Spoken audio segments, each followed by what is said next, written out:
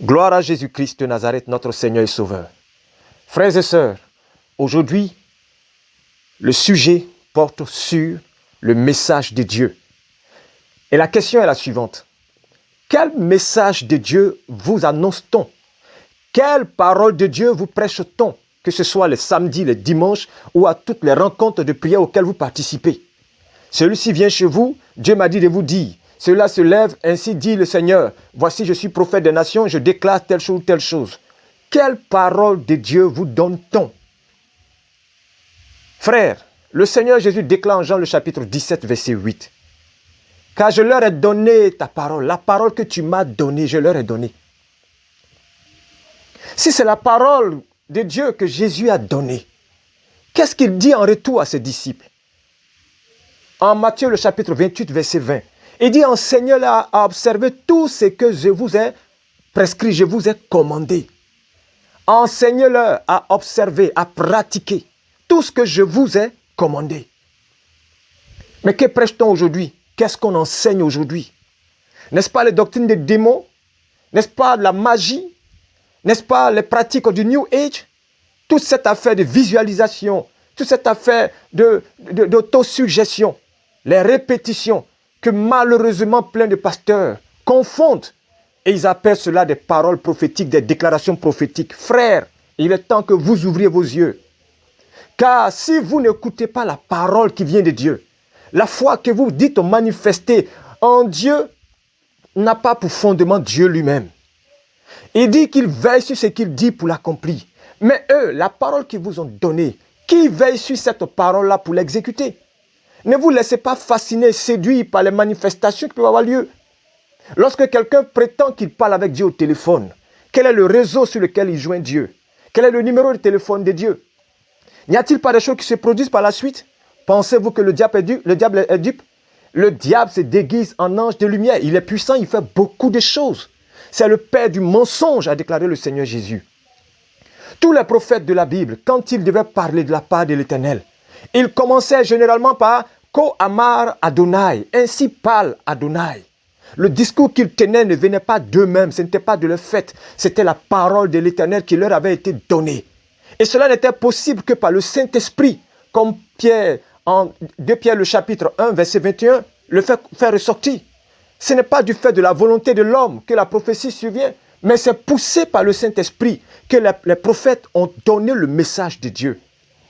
Mais lorsqu'un homme se lève et qu'il dit qu'il est prophète des nations et qu'il vous annonce des choses, vous ne prenez pas la peine de vérifier. Quel est le message qu'il vous donne? La Bible déclare que la foi vient de ce qu'on entend et ce qu'on entend vient de la parole de Dieu. Si la foi a pour source la parole de Dieu, quelle foi manifestez-vous si la parole que vous entendez ne vient pas de Dieu?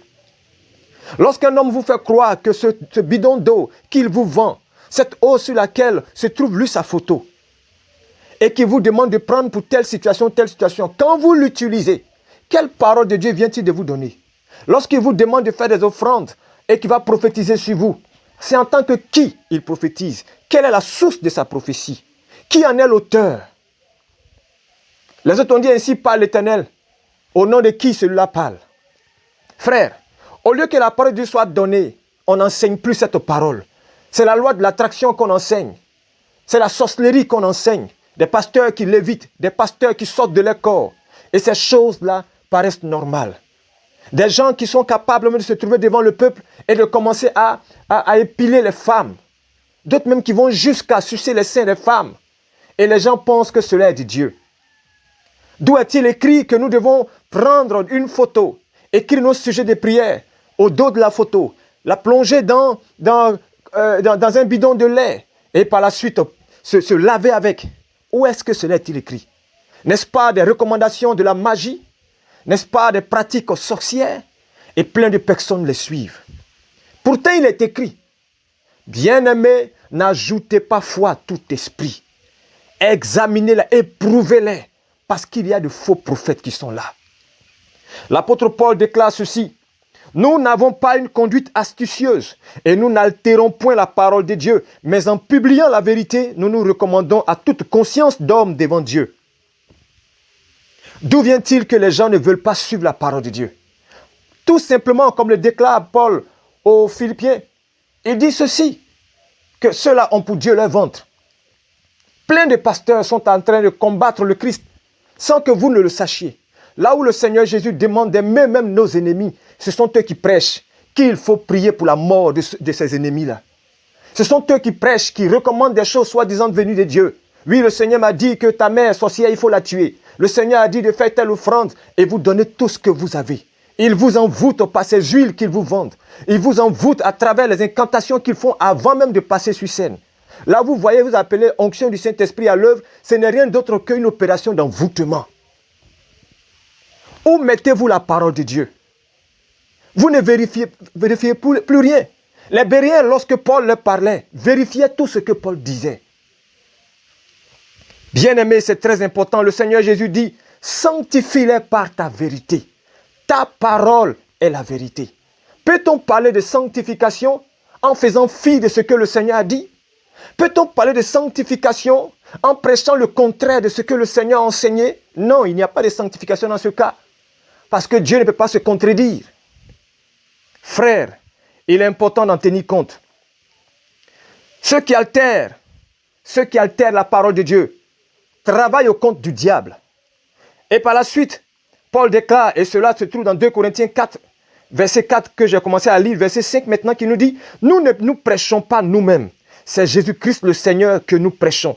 Et nous nous disons vos serviteurs à cause de Jésus. Aujourd'hui, qui est prêt à le faire?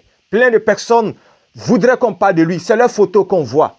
C'est leurs affiches qu'on voit. Ils sont assis sur des trônes avec leurs épouses. Des noms sont écrits et ce qu'ils font leur appartient. Qui sont-ils? Paul dit, qu'est-ce donc Apollos et qu'est-ce que Paul?